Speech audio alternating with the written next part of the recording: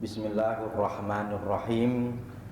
Assalamualaikum warahmatullahi wabarakatuh. Innal hamdalillahi nahmaduhu wa nasta'inuhu wa nastaghfiruhu wa natubu ilaih. Wa nusalli wa nusallimu ala nabiyyina wa maulana Muhammad wa ala alihi wa ashabihi wa man sara ala nahjihi ila yaumiddin. Subhanaka la ilma lana illa ma 'allamtana innaka antal alimul hakim. Rabbi shrah li sadri wa yassir li amri wahlul 'uqdatam min lisani yafqahu qawli. Amma ba'du. Bapak-bapak jamaah salat maghrib Musola An-Nur yang insya Allah dirahmati oleh Allah Subhanahu wa Ta'ala. Mengawali kajian malam kali ini, tentu harapan dan doa saya panjatkan kepada Allah Subhanahu wa Ta'ala. Semoga bapak-bapak senantiasa selalu sehat walafiat, sehingga bisa semangat mencari rezeki, diberikan kelimpahan rezeki, diberikan keberkahan dan juga manfaat yang insya Allah kita bisa gunakan dalam rangka meningkatkan keimanan serta ketakwaan kita kepada Allah. Hari ini meskipun di jam-jam orang sudah mulai memikirkan untuk pulang, ternyata kita bisa duduk di majelis ilmu untuk menambah pengetahuan kita, yang tidak lain tidak bukan adalah untuk mengetahui apa yang menjadi kewajiban kita dalam agama. Hari ini insya Allah tema kita berkaitan dengan macam-macam atau pembagian dari sholat sunnah.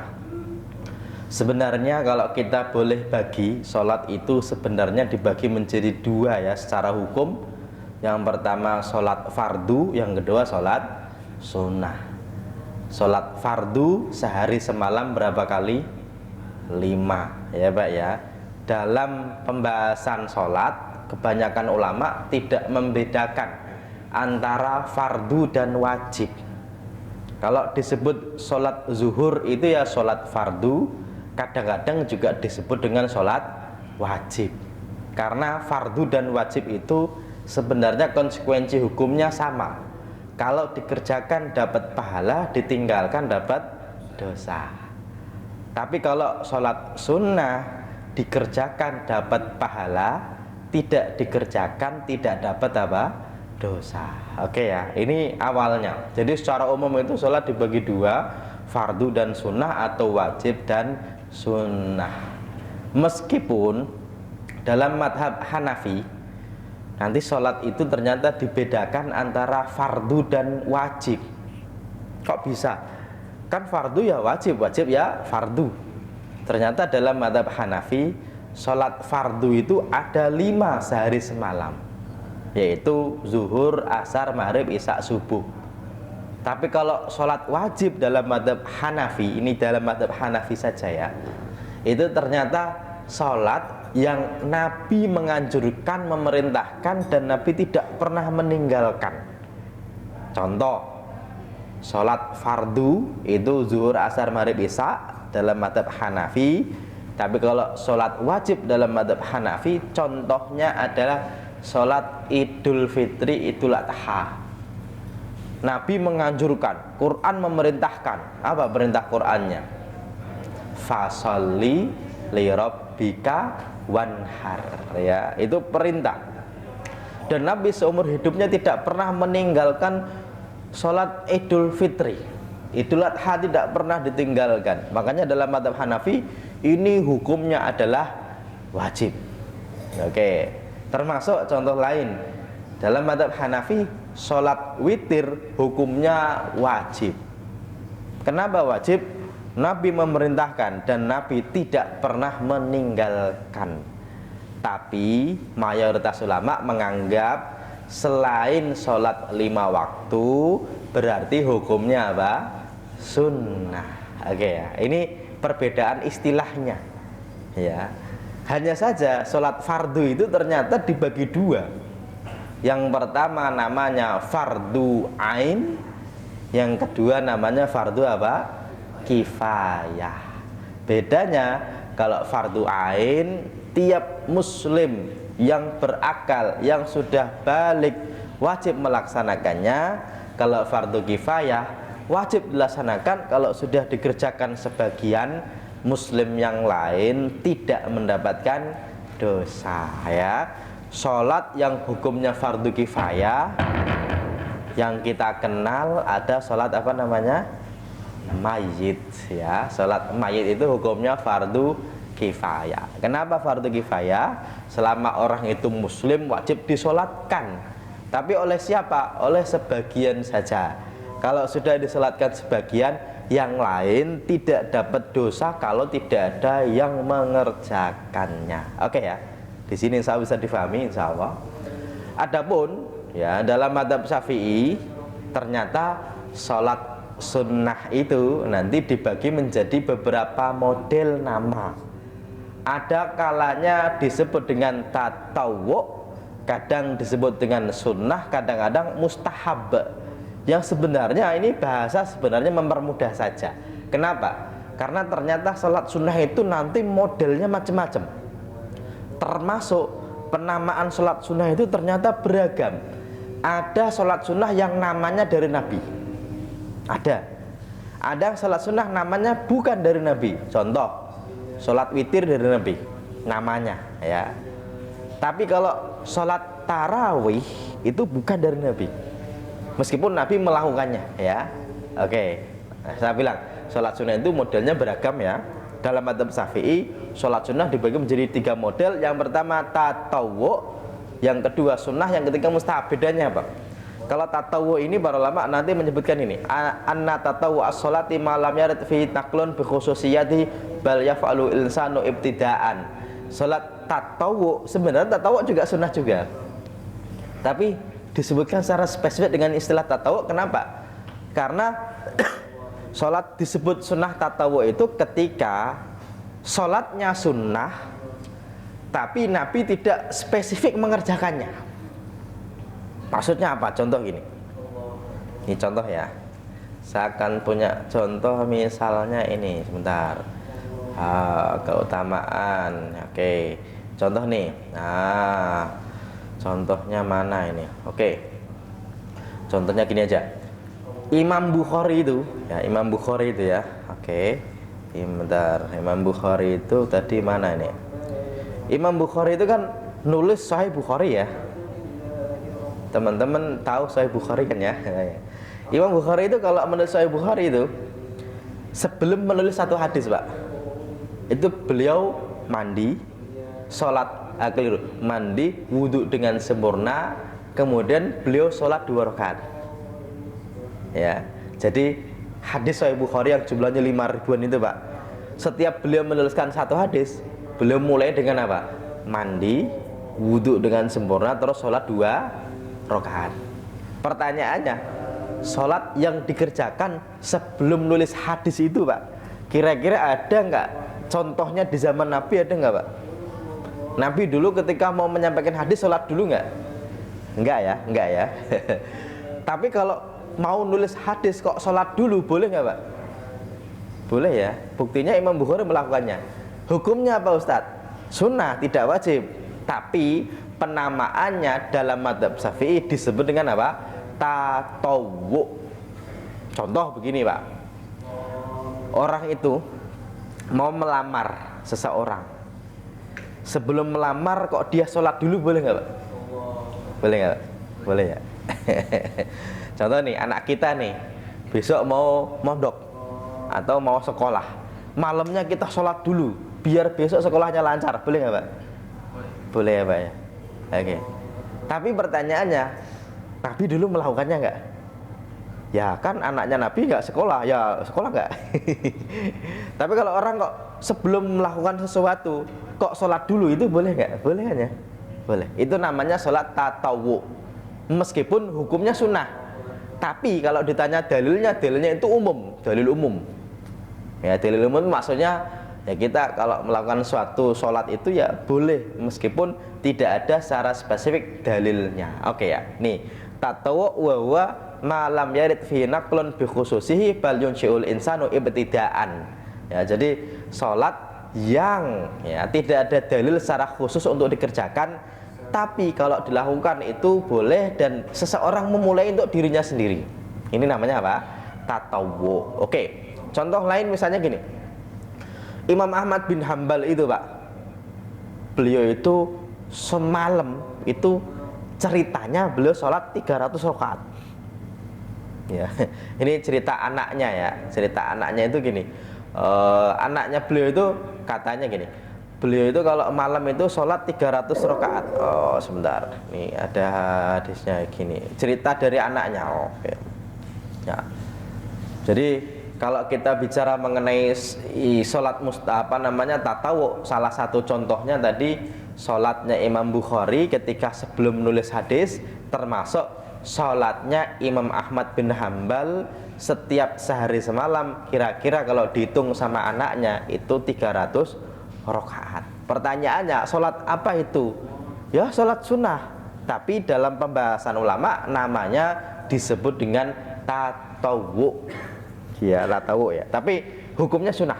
Boleh nggak Pak Ustadz? Boleh. Bapak kalau sehari semalam sholat 100 rakaat boleh nggak Pak? Tidak dilarang ya Pak, karena sholat sunnah itu tidak ada batasan maksimalnya. Meskipun kalau ditanya mana hadisnya sholat kok sehari 100 rakaat, jawabannya gini, emang ada dalil yang melarang sholat sunnah sebanyak-banyaknya? Nggak ada. Makanya Imam Ahmad bin Hambal sehari, kata anaknya itu Abdullah dan Soleh, itu ceritanya, bapakku ini kalau lagi sehat sholatnya 300 rakaat, kalau lagi sakit 100 rakaat. Ini nggak tahu apakah dihitung beneran atau saking banyaknya terus malas ngitung, ya nggak tahu ya. Tapi yang jelas sholatnya banyak gitu. Oke. Makanya kalau ditanya sholat malam itu ada batasan maksimal nggak? Jawabannya tidak ada. Loh, katanya Nabi itu kalau sholat maksimalnya sehari semalam berapa rakaat? 11. Katanya gitu ya. Kata Aisyah itu gini, Nabi itu sehari semalam tidak pernah keliru. Sholat malamnya tidak lebih dari 11 rakaat. Ya, Aisyah bilang Nabi sholat 4 rakaat. Jangan tanya panjang dan bagusnya. Kemudian sholat 4 rakaat jangan tanya panjang dan bagusnya. Kemudian sholat 3 rakaat jangan tanya panjang dan bagusnya. Makanya beberapa orang hari ini itu sholat tarawihnya 11 kan gitu ya. Ikut Nabi bilangannya, tapi nggak ikut panjang dan bagusnya. Karena Nabi itu kalau sholat itu ya, pernah kan ada sahabat Nabi Ibnu Mas'ud itu ikut sholat Nabi ya, 1 kali berdiri itu bacaannya 3 surat pertama setelah Fatihah ya, Al-Baqarah, Al-Imran, An-Nisa ya. Itu pertama sekali 1 rakaat, dan panjang rukuknya itu sepanjang berdirinya, panjang sujudnya itu sepanjang rukuknya. Jadi kalau berdirinya itu kok bacaannya kira-kira Al-Baqarah, itu rukuknya kira-kira Al-Baqarah, sujudnya kira-kira Al-Baqarah. Makanya kalau cuma 11 itu wajar. Kenapa? Ya karena panjang kan gitu ya. Oke, ini pembagian sholat sunnah. Yang kedua yang sering disebut dengan sholat sunnah, hanya saja sholat sunnah itu dalam madzhab Syafi'i disebutkan ini, as-sunanu hayallati wadhaba 'alaiha Rasulullah sallallahu alaihi wasallam.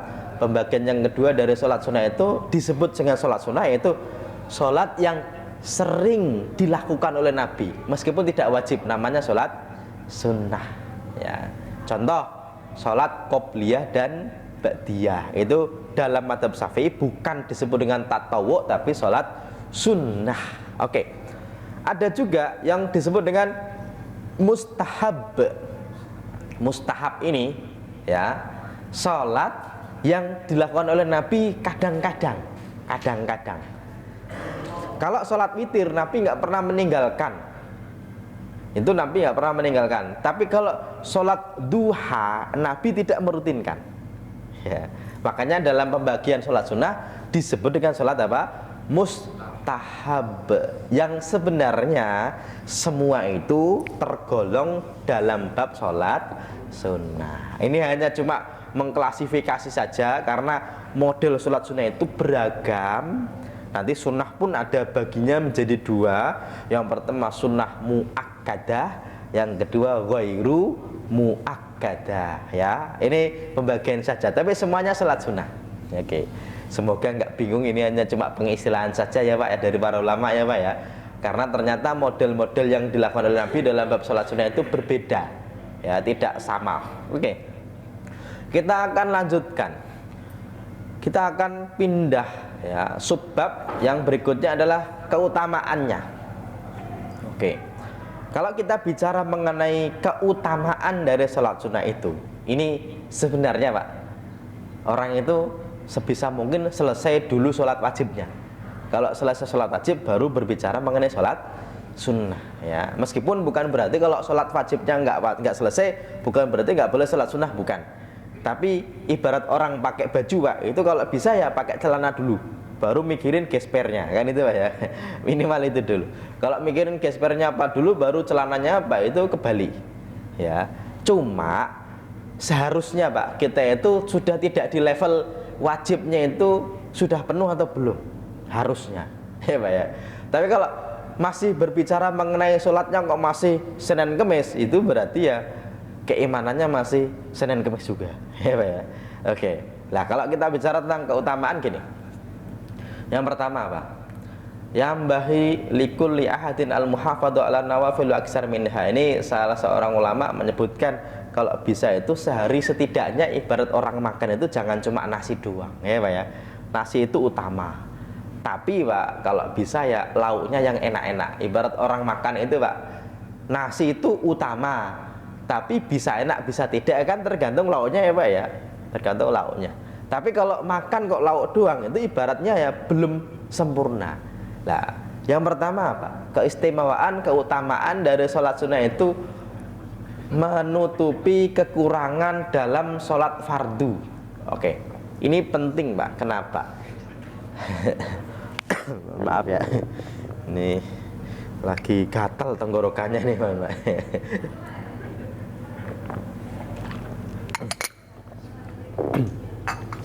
Ini nanti hadisnya ini sangat penting untuk kita bahas Pak. Kenapa? Ini kata Imam Imam Ar-Ramli bilangnya begini Pak. Ar-rawatibu ma'al faraidi wa yasunanul tabi'atu laha wal hikmatu fiha anha tukammilu ma naqasa minal faraidi binaksi nahwi khusyu'in katar kita daburi qiraah. Jadi salat sunnah yang rawatib itu Pak, salah satu fadilahnya adalah menutupi atau melengkapi kekurangan dalam sholat fardu. Oke, ini hadisnya Pak. Ini orang itu suka keliru-keliru memahami hadis ini. Ya, saya mohon maaf belum saya harokatin tapi sudah saya terjemahkan. Gini, inna awwala ma yuhasabu bil abdi yaumal qiyamati min amalihi sholatu.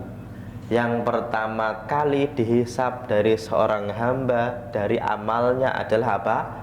Sholatnya. Ibarat orang itu Pak mau masuk kuliah ya Pak ya, itu yang dilihatkan ijazahnya dulu ya Pak ya. Sudah lulus SMA belum? Oke. Masalah nanti nilainya bagaimana itu urusan berikutnya. Kenapa? Karena kalau belum lulus SMA, meskipun kelas 1, kelas 2, kelas 3, meskipun dia sudah mengerjakan soal tapi belum lulus, kalau nilainya bagus berarti sudah boleh masuk kuliah? Belum. Kan gitu ya. Oke, makanya yang pertama dilihat adalah sholat yang dikerjakannya. Fa'in sholahat faqad aflah wa anjah. Kalau sholatnya bagus maka dia telah apa? Aflah, telah beruntung. Wa in fasadat faqad khoba wa khosiro. Kalau sholatnya kok rusak, dia telah merugi. Fa'in intaqasa min faridatihi syai'an qala rabbu subhanahu wa ta'ala. Ini Pak, banyak orang menerjemahkan memaknai hadis ini dengan kurang pas. Kurang pasnya gini. Kalau sholat fardunya kok kurang, ya Pak ya. Kurang di sini nih, artinya bisa dua. Yang pertama kurang bilangannya, yang kedua kurang sempurnanya. Ya, oke. Qala Rabbu subhanahu wa ta'ala, Allah berfirman, Uzkuru hal li'abdi min tatawwa'in fatukammilu bihi man taqasa minal faridah. Coba lihat sholatnya ada yang sunnah enggak? Kalau ada yang sunnah maka disempurnakan fardunya dengan sholat apa? Sunnah. Summa yakunu sa'iru amalihi ala zalika. Kemudian amalnya semuanya tergantung dari kesempurnaan sholat tadi. Dan hadis ini riwayat Imam At-Tirmidzi dengan sanad yang hasan. Ulama lain menyebutkan riwayat Imam Abu Daud sanadnya sahih. Ya Pak ya. Ini dialog Allah dengan malaikat ketika orang ditanya, coba liatin amalnya ini nih, apa namanya, hambaku kira-kira bagus nggak ya, ditanya, dilihat nih, oh sholatnya kurang, yaudah liatin sholat sunnahnya bagaimana. Kalau ada sholat sunnahnya berarti sholat sunnah menyempurnakan sholat apa? Fardu. Oke. Orang itu kadang-kadang memaknai hadis ini dengan apa? Oh, kalau sholat subuhnya tidak dikerjakan, berarti sholat sunnahnya mengganti sholat apa? Subuh. Padahal bukan mengganti, tapi menyempurnakan sholat fardu. Dan ulama dari zaman dulu tahu ada hadis ini, ya Pak ya. Tapi para ulama mengartikan apa namanya, hadis ini bukan untuk memperbolehkan orang meninggalkan sholat fardu, kemudian untuk bertobat diganti dengan sholat sunnah. Tapi sudah sholat fardu, tapi sholat fardunya tidak sempurna. Kenapa? Karena ternyata ketika sholat, waktu rakaat pertama khusyuk Pak, Allahu Akbar, kan gitu Pak ya. Rakaat yang kedua dia baru ingat, loh biasanya ada HP, ternyata lo kok nggak ada. Terus dia ingat, kemana ya tadi ya HP-nya ya Pak ya. Ke masjid Pak ya, Allahu Akbar pertama khusyuk, yang kedua kuncinya nggak ada, jangan-jangan ketinggalan ya Pak ya. Rakaat yang ketiga, lah ada motor di starter, kok seperti suara motor saya gitu ya. Allahu Akbar, habis salam-salam ya. Ya Pak ya. Kok tahu Ustadz? Pengalaman ya Pak. Emang Ustadz selalu khusyuk? Jawabannya enggak, belum tentu ya. Ustadz kadang-kadang Allahu Akbar, hari ini judulnya pembagian macam-macam, pembagian atau macam-macam ya. Contoh ya, contoh. Ada ya Pak ya. Allahu Akbar, hari ini lauknya apa ya gitu ya. Apa lauknya? Ya kan kita nggak tahu ya Pak ya. Dan itu belum sempurna. Makanya dalam hadis lain nanti ada penjelasannya. Dalam hadis lain ada penjelasannya gini. Kadang-kadang Ustadz juga sama Pak. Kadang-kadang itu kita itu Ustadz itu habis baca Fatihah aja, bahkan ketika baca Fatihah aja itu bisa memikirkan bacaan setelah ini apa. Padahal baca Fatihah itu Pak, itu sedang membaca dalam hati bacaan setelah Fatihah. Oh, hebat ya Pak ya. Hebat. Karena hafal ya Pak ya. Makanya orang itu kalau sholat kadang-kadang ditulis pahalanya full Pak, kadang-kadang nggak full, kadang-kadang cuma setengah, kadang-kadang 2/3, kadang-kadang 1/4, kadang-kadang 1/5, kadang-kadang 1/10 Pak. Itu ketika sholat itu kadang-kadang ya mikirin macam-macam ya, dan hal itu dianggap kurang sempurna sholatnya, dan itu manusiawi ya Pak ya. Manusia dalam artian kita itu nggak bisa sholat bener-bener full otaknya di sholat, nggak bisa. Siapa yang bisa? Nggak bisa. Nabi Pak Ustadz, Nabi kadang-kadang lupa Pak. Kadang-kadang Nabi habis sholat buru-buru pulang. Kenapa? Karena ternyata di rumahnya itu ada ghanimah yang belum dibagiin ya Pak ya. Bahkan Nabi pernah sholat 4 rakaat zuhur itu cuma 2 rakaat, sampai Nabi itu lupa bener. Sahabat Nabi nanya, Nabi tadi kosor atau lupa? Saya nggak kosor dan saya nggak lupa. Enggak, tadi 2 kok. Masa sih gitu. Sampai Nabi itu nggak percaya, namanya Dzulyaden yang berani ngomong itu. Sampai Nabi nanya kepada yang satunya, siapa? Abu Bakar, Umar, itu ditanya, tadi sholatnya berapa rakaat? 2. Oh 2 ya, ya udah saya tambah 2 ya Pak ya. Makanya Nabi sebelum salam sujud sahwi. Oke ya. Cuma kalau sholat kok seringnya lupa ketika sholat. Makanya susah ya. Dalam Al-Quran itu untungnya Pak, fawailul lil musallin alladzina hum an sholatihim sahun. Redaksinya itu dipilih al-musallin Pak. Celakalah bagi orang-orang yang sholat. Loh, sholat kok celaka? Enggak, dia itu musallin tapi dia melupakan sholatnya. Artinya dia tidak sholat, padahal dia kadang-kadang sholat, kadang-kadang tidak gitu ya. Makanya namanya musallin. Tapi redaksinya Pak dengan huruf jar an itu meninggalkan, melupakan. Kalau redaksinya dengan fi di dalam itu wah semua kita kena. Fawailul lil musallin alladzina hum fi sholatihim sahun, itu wah kena semua. Yang fi sholatihim itu khosyi'un, ya Pak ya, khusyuk di dalam sholat. Dan perhatikan, khusyuk dalam sholat itu memang berat bagi orang-orang yang bersolat Pak. Ya, cuma rukun sholat itu bukan khusyuk tapi tumak-ninah. Bedanya apa? Kalau khusyuk itu amalan hati, amalan otak. Tapi kalau tumak-ninah itu amalan benda, amalan badan kita. Orang itu kalau sholatnya diem itu namanya tumak-ninah. Tapi kalau orang diem belum tentu khusyuk. Orang itu kalau diem sambil megang rokok Pak, khusyuk nggak Pak? Itu otaknya kemana-mana ya Pak ya. Sudah tanggal 25, ini bentar lagi cicilan, tapi nggak tahu ini cukup atau nggak bulan ini ya Pak ya. Mikir di depan rumah gitu kan. Bagi yang ahli hisab nih ya, ahli hisab nih ya. Kalau yang nggak ahli hisab ngapain? Ya ngopi gitu Pak ya, dilihat itu padahal pandangannya kosong Pak. Ya berarti kan pikirannya macam-macam ya Pak. Karena itu kadang-kadang orang sholat itu gitu. Apalagi ketika makmum. Kalau imam Pak itu mending minimal ngapalin ini rakaat keberapa ya Pak. Karena kalau salah nanti jadi kacau, jadi omongan banyak orang gitu kan. Minimal kalau sholat maghrib 3 rakaat diapalin. Kalau sholat kok makmum Pak, kadang-kadang awal baca nih, tapi dia bodoh amat rakaat berapa. Kenapa? Kan saya ikut ya Pak ya. Kalau nanti imam kok keliru, dia baru tuh iya ya rakaat berapa ya. Bahkan Pak kadang-kadang makmum aja ketika makmum masbuk itu dia lupa kalau dia masbuk berapa kali. Kok tahu Pak Ustadz? Ya kadang-kadang Ustadz juga kadang-kadang pernah keliru ya Pak. Coba kalau pas keliru itu kadang-kadang gini, tadi kan ketinggalan berapa ya? Ya udah kan tadi berangkatnya bareng samping saya ya. Ya udahlah tungguin aja dia kurang berapa nanti ikut ya. Ternyata sampingnya juga nungguin dia. Makanya 2 orang tunggu-tungguan ya Pak ya. Kamu duluan aja gitu kan. Nah itu kadang-kadang ya, karena pikiran kita itu kemana-mana ya Pak ya. Dan sholat itu paling apa ya, paling tenang untuk memikirkan sesuatu ya. Kan orang itu kan bilangnya kalau dapat ide-ide kan di 2 tempat ya Pak ya. Pertama sholat, yang kedua apa?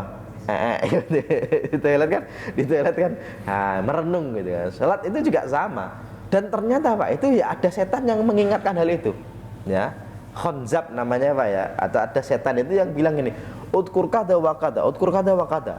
Ingat ini, ingat ini, ingat ini. Dan ketika sholat Pak, ingat macam-macam. Proyeknya belum selesai, bentar lagi ini deadline ya Pak ya.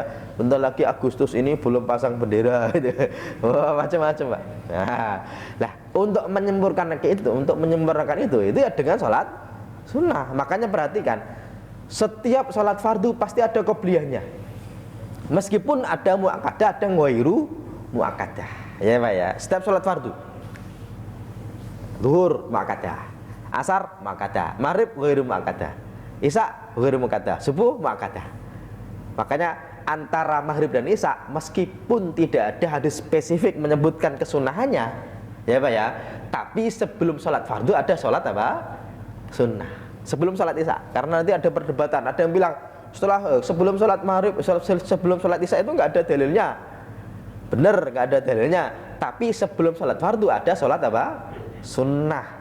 Apa dalilnya? Baina kulli adanaini sholatun. Di setiap 2 adzan, adzan itu maksudnya bukan 2 adzan, tapi adzan dan iqamah. Itu ada sholat. Meskipun sholat maghrib qobliyahnya nggak ada spesifik. Nabi tidak menyebutkan tentang sholat qobliyah maghrib. Cuma Nabi bilang yang pengen sholat silakan, yang nggak sholat juga nggak apa-apa. Ya Pak ya, ini qobliyah. Kenapa? Ya karena ibarat orang lari itu ada pemanasannya dulu. Orang renang itu nggak langsung nyemplung ya Pak ya. Ada stretchingnya dulu. Sebagaimana membuat anak juga ada pemanasannya Pak ya. Hubungan orang dewasa kan ada pemanasannya dulu. Sholat sunnah juga gitu. Itu untuk meminimalisir apa Pak? Orang itu kalau sholatnya itu kan dari rumah kok sudah buru-buru ya. Itu kalau langsung sholat fardu itu ya pikirannya masih kemana-mana. Makanya diredakan dulu dengan sholat sunnah qobliyah. Meskipun ba'diyah itu Pak tidak semuanya ada. Buktinya Pak, habis sholat subuh nggak ada ba'diyah, habis sholat asar nggak ada ba'diyah ya Pak ya, nggak ada ya. Oke. Tapi Nabi setelah sholat asar itu ba'diyah di rumah. Hanya saja bukan sunnah rawatib Pak. Tapi Nabi qadha ba'diyah zuhur dilakukan setelah sholat asar. Tapi Nabi lakukan di rumah. Setelah Nabi melakukannya, Nabi tidak pernah meninggalkannya. Itu ba'diyah asar, ya Pak ya. Makanya dalam bab ba'diyah asar nanti ulama beda pendapat. Ya, insya Allah nanti kan kita akan bahas ya Pak ya. Termasuk boleh nggak ya qadha rawatib ya Pak ya. Karena kadang-kadang orang itu terlalu semangat gini. Pak Ustadz katanya kan sebelum sholat subuh kan 2 rakaatnya lebih bagus daripada dunia dan seisinya.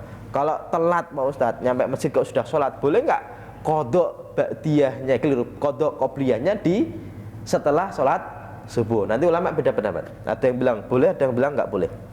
Nah, tapi kalaupun dilakukan Pak, kalau bisa jangan di masjid.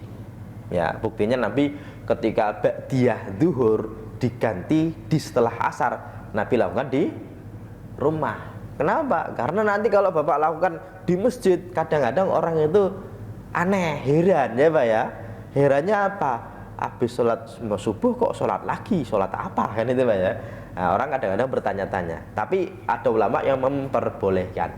Ini kepentingan pertama dari sholat sunnah, yaitu apa? Melengkapi, menyempurnakan sholat fardu. Tapi kalau ditinggalkan, caranya tidak dengan ditambah sholat sunnah, tapi fardunya diganti dulu baru ditambah dengan sholat sunnah. Ibarat orang itu Pak, sholat sunnah itu penambal bocor. Kalau bannya bocor ditambal dengan sholat sunnah. Tapi kalau bannya nggak ada, itu nggak bisa ditambal. Orang nggak ada bannya ya Pak ya, bannya ada dulu baru ditambal gitu ya. Oke, meskipun ada yang memahami hadis ini Pak sebagai pengganti, meskipun ada yang memahami sebagai pengganti. Di antaranya misalnya Imam Ibnu Taimiyah, Ibnu Hazm, ulama-ulama Saudi, termasuk ustadz-ustadz kita yang lulusan Saudi Timur Tengah. Itu kadang-kadang memahami hadis ini. Kan kita cuma disuruh untuk memperbanyak sholat sunnah sebagai pelengkap dari sholat fardu. Nggak salah sih hadisnya, tapi makna melengkapi ini bukan dari sholat yang belum ada, tapi sholat yang sudah ada ya Pak ya. Karena kalau sholat kok belum ada, tetap wajib diganti. Apa dalilnya? Ini sudah saya pernah sampaikan. Nabi ketika perang Hunain ya Pak ya, keliru, perang Khandaq, mohon maaf. Nabi perang Khandaq itu kan dikepung dari segala penjuru. Perang Khandaq itu kan perang parit ya Pak ya, atau sering disebut dengan perang Ahzab. Kenapa disebut Ahzab? Karena para orang Quraisy bersekutu dengan orang Yahudi. Ahzab itu artinya sekutu Pak. Nabi itu dikepung dari Quraisy depan, di belakang itu orang Yahudi yang sebenarnya sudah janjian damai, malah mereka mau menyerang ya. Tapi Nabi diusulkan diberikan usul oleh siapa? Salman Al-Farisi untuk membuat parit. Dan orang-orang Quraisy itu nggak kebayang ada parit yang kuda nggak bisa lewat. Dan Nabi membelakangi parit, kalau ada orang masuk, paritnya agak dalam, langsung tinggal di panah itu gampang. Makanya mereka belum sempat masuk, belum sempat terjadi peperangan, ternyata ada badai pasir dan mereka pulang ya Pak ya. Tapi zuhur, asar, maghribnya ketinggalan. Ada yang bilang asar dan maghrib, ada yang bilang zuhur, asar, maghrib, isya ya Pak ya. Dan Umar juga sama. Makanya Umar sore-sore itu Pak, habis isya itu lapor kepada Nabi, Nabi saya belum sholat maghrib. Riwayat lain menyebutkan belum sholat zuhur, asar, maghrib, isya ya. Ternyata Nabi juga bilang saya juga belum ya, karena sibuk, depannya ada musuh Pak ya. Akhirnya Pak, yaudah kalau gitu kita sholat di waktu isya ya. Sholat apa? Maghrib lalu isya.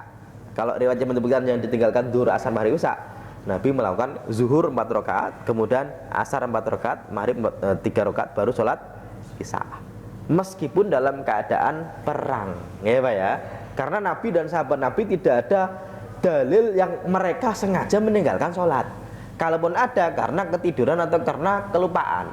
Kalau ketiduran kelupaan ada dalilnya. Nabi pernah ketiduran Pak, ketika malam-malam pulang dari peperangan, belum selesai nyampe Madinah ya Pak ya, di tengah jalan mereka tidur. Tapi karena sudah sebentar lagi subuh, Nabi bilang jangan tidurlah, kita lanjutkan sampai subuh, takutnya kesiangan. Ternyata Bilal bilang nggak apa-apa Nabi, saya saja yang akan membangunkan ya Pak ya. Ternyata sahabat Nabi semua tidur, ternyata Bilal juga ketiduran, bangun-bangun sudah siang ya Pak ya. Dan ternyata Nabi nyariin Bilal, ma'ena makulta, omonganmu mana? Katanya mau membangunkan. Ternyata Nabi sholat subuhnya Pak itu di siang hari, ya Pak ya. Dan Nabi manggil Bilal, Bilal azan dulu, ya Pak ya. Meskipun jam 9 Pak subuh tetap apa? Azan. Makanya azan itu bisa untuk panggilan sholat, bisa untuk menandakan awal waktu atau masuknya waktu. Berarti kalau di tempat kok sholat asarnya kadang-kadang jam 4:30 Pak, kok azan dulu nggak apa-apa, ya Pak ya. Mungkin kita nggak biasa Pak, di beberapa tempat itu azan asar jam 4:30. Kenapa? Karena kebanyakan warganya petani Pak, berangkat ke ladang itu, ke sawah itu jam 2. Kalau diazanin jam 3:15, jam 3:30 Pak, itu nggak ada datang, karena masih di sawah, ya Pak ya. Nanti adanya jam berapa? Jam 4:30. Di daerah saya juga gitu. Di daerah beberapa pabrik yang sifatnya itu mesinnya nggak pernah berhenti. Saya tuh di daerah Cakung itu ada United Tractor, UT. Ada juga Komatsu, atau Komatsu yang ditulisan di Beko itu Pak. Itu kan pabriknya nggak pernah berhenti, ya Pak ya. Itu ganti shift itu jam 4:30. Masjidnya kalau adzan jam 3:30 nggak ada yang sholat. Makanya karena lingkungannya khusus Pak, adzannya Isya itu jam 4:30. Boleh nggak Pak? Boleh, nggak masalah. Di Gontor juga gitu, habis sholat maghrib itu orang kan pada baca Quran. Habis baca Quran makan, habis makan ngaji, belajar. Baru jam 7:30, jam 8 itu adzan Isya Pak. Setelah sholat Isya baru tidur, ya Pak ya. Boleh nggak Pak Ustadz? Tidak dilarang, asalkan memang sudah menjadi kebiasaan. Karena adzan tidak cuma untuk menandakan awal waktu sholat, tapi juga memanggil orang untuk sholat. Oke ya, ini yang pertama. Yang kedua apa? Ibadah yang paling afdol, ibadah badaniyah itu ternyata setelah syahadat itu adalah sholat. Ya, ini dalam kitab Tuhfatul Muhtaj disebutkan ya, Imam Ibnu Hajar Al-Haytami menyebutkan wa afdhul ibadatil badan ba'da syahadataini as-shalah fa fardhuha afdhalul furud wa nafluha afdhalun nawafil. Oke, ini yang kedua. Berarti ibadah badan yang paling utama setelah baca syahadat adalah apa? Salat. Termasuk keistimewaan yang berikutnya Pak, bisa menemani Nabi di surga Pak. Ya, artinya gini, ada sahabat Nabi namanya Rabi'ah bin Ka'ab al-Aslami. Rabi'ah bin Ka'ab ini qala lin Nabi sallallahu alaihi wasallam sal. Jadi Rabi'ah bin Ka'ab ini menemani Nabi untuk sholat malam. Jadi Nabi itu sholat malam ditemani Rabi'ah. Beliau itu mengambilkan air wudhu, kemudian menuangkannya, ya Pak ya. Oke. Jadi Nabi itu kalau sholat malam kadang-kadang di rumah, kadang-kadang di masjid. Saat itu Nabi itu ketika sholat malam, Rabi'ah ini menuangkan wudhunya Nabi. Karena dulu belum ada keran, ya Pak ya, makanya dituangkan begitu tuh. Terus ketika Nabi melihat kebaikannya si Ka'ab ini, Rabi'ah bin Ka'ab ini, Nabi bilang, kamu minta apa? Bilang, ya Pak ya. Ternyata mintanya ini nggak kaleng-kaleng. As'aluka murafaqataka fil jannah, aku minta nanti di surga bisa menemanimu. Sampai-sampai Nabi bilang, au ghairu dzalika, yang lain ada enggak? Maksudnya jangan itu. Karena itu berat. Kenapa berat? Ya bersama Nabi, ya Pak ya. Kalau cuma minta surga itu didoakan insya Allah masuk surga, meskipun surga ngemper, ya Pak ya. Kalau minta bersama Nabi ibarat hotel ya, hotelnya udah kelas presiden suite, ya Pak ya. Nah ini yang susah. Makanya Nabi bilang, qultu huwa dzak. Si Rabi'ah ini, enggak, itu aja Nabi. Banyak sahabat Nabi itu enggak pede Pak, enggak pede gini. Kita di dunia bareng Nabi, tapi mereka itu sedih. Kenapa? Kalau nanti setelah meninggal kita belum tentu ketemu Nabi lagi.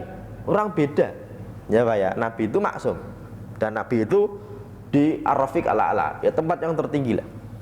Dan Nabi ternyata gini, yaudah kalau gitu fa'inni ala nafsika bikasratis sujud, bantulah aku terhadap dirimu dengan memperbanyak sujud, ya Pak ya. Makanya meskipun Nabi itu mustajab doanya, ada orang disuruh minta, ternyata dia minta, dan ternyata mintanya bersama Nabi, Nabi tetap bilang, kamu bantu dirimu sendiri dengan cara apa? Memperbanyak sujud. Meskipun nih Rabi'ah ini sudah kenal orang dalam Pak, ya Pak ya. Ibarat orang masuk ke perusahaan itu kenal orang dalam, itu udah level tertinggi dari apa semuanya ya. Mau lulus kuliah kalau nggak kenal orang dalam itu ya gampang susah. Kalau udah kenal orang dalam, tenang. Nah, saya tahu kenapa orang saya itu yang nanti yang memasukkan orang itu masuk atau enggak. Orang HRD-nya gitu Pak ya. Ya semuanya itu nanti yang saya nyeleksi. Cuma ternyata Pak suruh apa memperbanyak apa sujud, tetap harus ditambah, jangan cuma mentang-mentang didoakan terus selesai gitu aja ya, enggak, tetap perbanyak apa sujud. Makanya kata perbanyak sujud itu menjadi dalil bahwasanya kita disunahkan atau diperintahkan untuk memperbanyak sholat sunnah apapun itu ya, meskipun orang yang paling rajin itu sholat sunnah apa duha ya Pak ya. Saya tuh melihat orang-orang kantor itu yang paling rajin itu sholat duha Pak ya. Saya itu punya teman, dia nanya, Pak Ustadz kalau saya di rumah udah sholat duha, nyampe kantor boleh sholat duha lagi nggak? Jadi Pak dia itu apa, sholat subuh di masjid terus nggak pulang sampai syuruk ya Pak ya, kan dia sholat duha Pak, sholat syuruk juga ya Pak ya, terus sampai kantor itu jam 9 sholat duha lagi. Nanti Pak ketika di masjid belum zuhur tuh masih 10 menit sholat duha lagi Pak. Kok rajin banget, kenapa? Karena utangnya masih banyak ya Pak ya. Oke. Ya memang nggak salah sih, nanti ada salah satu fadilahnya, tapi itu bukan fadilah utama ya. Kalau kita hitung nih kira-kira sehari kita yang paling rutin itu sholat apa? Belum ya Pak ya. Sholat sunnah lah minimal, kalau sholat di masjid itu qobliyahnya minimal, itu udah paling bagus. Kalau sholat di rumah belum tentu qobliyah Pak. Kenapa? Karena berat. Kecuali sholat subuh mungkin iya, karena pahalanya istimewa Pak ya, katanya lebih baik daripada dunia dan seisinya. Kalau sholat zuhur kok sendiri di rumah, kira-kira qobliyah nggak? Kalau qobliyah alhamdulillah. Kenapa? Ulang zuhurnya aja kuliah kulhu ya Pak ya. Makanya apa namanya, kalau kita hitung-hitung nih kira-kira kita sudah berapa ya? Ya nggak banyak sih ya, tapi minimal sehari ada yang sunnahnya ya Pak ya, minimal sehari ada ya Pak ya, minimal lah ya, minimal lah. Tapi kalau sampai 20 sampai 30 bagus. Imam Ahmad 300 ya Pak ya. Kalau dihitung sholat apa aja walam ya. Meskipun kadang-kadang Pak ya, kalau saya secara pribadi ya belum banyak-banyak amat ya, meskipun ada sedikit ya Pak ya, lumayan ya Pak ya, lumayan ya, meskipun nggak banyak-banyak amat ya Pak, tapi setidaknya semoga sehari itu nggak cuma fardu doang lah minimal ya Pak ya. Semoga lah ya minimal ya, hari ini sudah sholat sunnah kan ya, minimal qobliyah maghrib tadi udah ya Pak ya. Nanti minimal ba'diyah isya lah ya. Minimal lah. Nanti kalau mau ya plus witir bagus gitu. Karena kadang-kadang itu Pak, saya itu kadang-kadang malas juga kadang-kadang. Cuma pas malas itu kadang-kadang Allah itu memberikan apa arahan dengan cara nyindir kadang-kadang ya. Saya itu punya jamaah Pak. Jadi ngaji saya itu rutin, salah satu rutinnya itu malam Sabtu itu ngaji Bulul Maram. Itu ada jamaah yang selalu hadir dan dia itu selalu sholat di belakang imam ya. Waktu kita kayak suatu ketika itu saya agak malas sholat sunnah itu, dia itu habis apa namanya sebelum habis sholat sunnah, belum sholat fardu kan masih ada waktu gitu, dia itu nanya gini, Pak Ustadz orang itu boleh sholat berapa rakaat sehari? Ya berapa saja, alhamdulillah. Kenapa? Alhamdulillah Pak Ustadz, saya itu kalau saya hitung sehari itu sekitar minimal 20 rakaat. Ini nyindir saya sebenarnya. Tapi yang nyindir Allah Pak. Karena saya nggak sampai segitu. Dia itu bilang, alhamdulillah Pak Ustadz. Ini antara sombong, ria atau enggak tahu apa. Kan tergantung dia ya Pak. Tapi kan saya nggak bilang, Bapak sombong nih, enggak juga kan. Tapi dia nanya ya, alhamdulillah Pak Ustadz, saya itu kalau malam itu pasti bangun jam 2:30 ya, 2:30 itu pasti bangun ya, tapi nggak tidur lagi ya, 2:30 itu bangun terus wudhu ya, terus ngeteh ngopi-ngopi dulu ya Pak ya. Habis itu baru sholat sunnah ya, baru seperempat jam sebelum subuh itu dia berangkat ke masjid dulu ya Pak ya. Terus karena dia yang buka pintu masjid Pak. Habis itu qobliyah, tahiyatul masjid, qobliyah, kemudian apa namanya lain sebagainya. Saya mikir, kok bisa istiqomah ya. Dan habis itu besoknya saya bangun 2:30 karena nggak enak ya Pak ya, tadi disindir ya. Tapi bisa sekali, besoknya nggak bangun lagi. Saya mikir, oh ya udah, berarti emang apa ya, harus istiqomah itu harus dipaksa ya Pak ya. Ya minimal kalau pas lagi inget nanti diingatkan lagi. Kalau lagi lupa diingetin lagi. Ya, kalau lagi lupa diingetin lagi. Dan semoga Pak, kita itu diingatkan tidak dengan cara dicabut imannya. Karena ada orang itu yang kita itu lagi sehat gitu Pak ya, itu biasa aja. Tapi kalau lagi sakit itu sholatnya rajin Pak. Kenapa? Minta kepada Allah, ya Allah gitu Pak ya. Anakku sakit. Ya Allah kan gitu kadang-kadang Pak ya. Kalau lagi sehat kadang-kadang kita lupa ya. Makanya salah satu cara untuk dekat dengan Allah ya dengan apa? Sholat. Itu yang cara paling gampang itu dekat ya dengan apa? Sholat Pak. Ya, karena ketika sholat itu kita bisa apa ya? Ya sujud, ya Pak ya, rukuk gitu. Paling dekat dengan Allah itu ya pas sujud itu. Oke ya.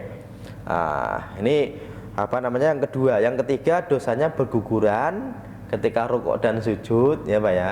Ini hadis riwayat Imam Ibnu Hibban, innal abda idza qama yusolli ata bihi fawaduat ala roksi wa awatiki fakulama roka sajada tasaqatat anhu. Ketika rukuk sujud maka apa namanya dosanya itu berguguran, termasuk dicintai oleh Allah ya. Ini ketika sholat termasuk doanya mustajab, diangkat derajatnya oleh Allah. Saya kira tentang fadilah secara umum itu ya kita sudah tahu. Nanti insya Allah kita akan bahas satu persatu ya Pak ya, tentang fadilahnya apa. Nanti saya akan bagi lagi menjadi klasifikasi sholat sunnah ya. Nanti ada apa namanya sholat sunnah mutlak, muqayyad ya. Kemudian ada tata caranya, ada yang disunnahkan berjamaah, ada yang disunnahkan sendiri ya, ada yang disunnahkan qadha, ada yang tidak disunnahkan untuk qadha. Oke. Dan nanti kita akan bahas mulai dari sholat sunnah rawatib, wudu, tahiyatul masjid, tahajud ya Pak ya. Kemudian taraweh, witir, duha, isyraq, awabin, tasbih, hajat, taubat, istikharah, id, istisqa, gerhana, mutlak, raghaib, nisfu Sa'ban, termasuk beberapa sholat sunnah yang jadi perdebatan. Misalnya tasbih dan lain sebagainya. Oke ya. Saya kira sebelum saya akhiri ada 1-2 hal yang mau disampaikan dulu Pak. Ada? Silakan satu. Ya. Masalah sholat fardu ya. Kalau sholat fardu itu misalkan kita terlupakan di masa-masa muda kita dulu gitu kan. Terus itu ini gimana? Emang sekarang udah nggak muda ya? Orangnya segitu kan? Ya gitu ya. Saya kira ngasih muda nih. Bukannya anak muda sekarang ya. Kan pemuda Pancasila juga sudah tua masih muda ya. Oke. Ini sebenarnya menjadi sebuah hal yang selalu dipertanyakan ya. Karena gini, saya melihatnya dari sisi lain gini. Orang itu kalau sekarang kok masih menanyakan dulu bagaimana sholatnya bagus, berarti masih ingat ya. Cuma dalam bab meninggalkan sholat di masa lalu itu nanti dibagi menjadi 2. Yang pertama meninggalkan dan tidak percaya kalau sholat itu wajib ya. Berarti dia ketika tidak percaya sholat itu wajib berarti tidak muslim. Kenapa? Ya karena dia tidak menganggap sholat itu wajib. Misalnya dia ikut aliran apa gitu Pak ya, sholat itu yang wajib cuma 3 kok gitu misalnya ya. Atau sholat itu boleh diwakili asalkan bayar fidyah misalnya gitu ya. Oke, berarti dia wajibnya adalah syahadat karena dia telah kafir. Tapi kalau dia itu mengatakan sholat itu wajib dan kadang-kadang sholat kadang-kadang tidak, berarti muslim nggak? Muslim, tapi fasik. Kenapa fasik? Karena dia melakukan dosa besar. Berarti wajibnya dia apa? Pertama taubat pasti, karena dia telah meninggalkan kewajiban. Karena bisa jadi dulu masih muda dan belum seiman ini, masih SMK gitu kan ya, meninggalkan sholat itu enteng aja. Bahkan ketika sholat temennya malah cie sholat ya cie gitu. Kadang-kadang berarti kita memang di lingkungan yang tidak baik gitu kan. Kita tidak harus menyalahkan lingkungan itu, tapi kita harus melihat masa depannya. Pertama, dia itu tetap muslim tapi fasik. Yang kedua, apa kewajibannya? Ulama beda pendapat terkait ini menjadi 2 pendapat. Pendapat pertama, pendapat mayoritas ulama Hanafi, Maliki, Syafi'i, Hambali, dia muslim dan tetap wajib sholat kapan saja, namanya sholat qadha. Pendapat yang kedua, ini pendapat Ibnu Hazm, Ibnu Taimiyah, ulama Saudi, ulama Salafi atau ulama Timur Tengah Saudi saat ini. Mereka menganggap orang yang meninggalkan sholat dengan sengaja, mau dia percaya sholat itu wajib atau tidak, berarti dia telah kafir. Dan orang yang kafir tidak wajib sholat, wajibnya apa? Syahadat. Makanya ketika dia meninggalkan sholat di waktu masih muda, dianggap telah kafir. Berarti kalau sekarang ya nggak wajib sholat, orang dia kafir gitu kan ya. Cuma jangan malah tenang, wow berarti nggak wajib sholat dong gitu kan. Malah ulama yang mengatakan dia telah kafir, kebanyakan bilangnya gini, sekarang nggak usah diulang, tapi cukup dengan bertobat dan ditambah dengan sholat sunnah gitu ya.